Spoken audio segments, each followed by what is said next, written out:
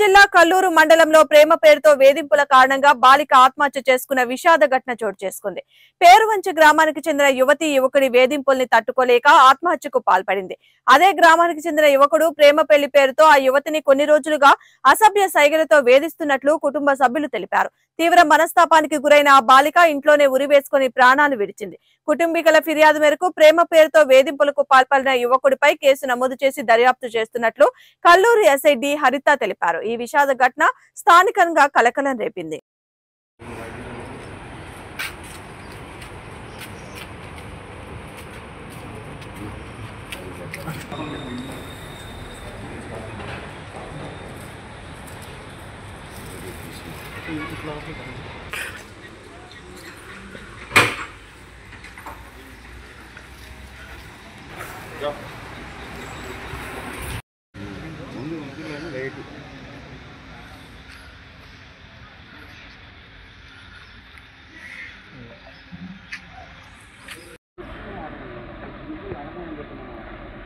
బొవ్వలేదు మా దగ్గర నుంచి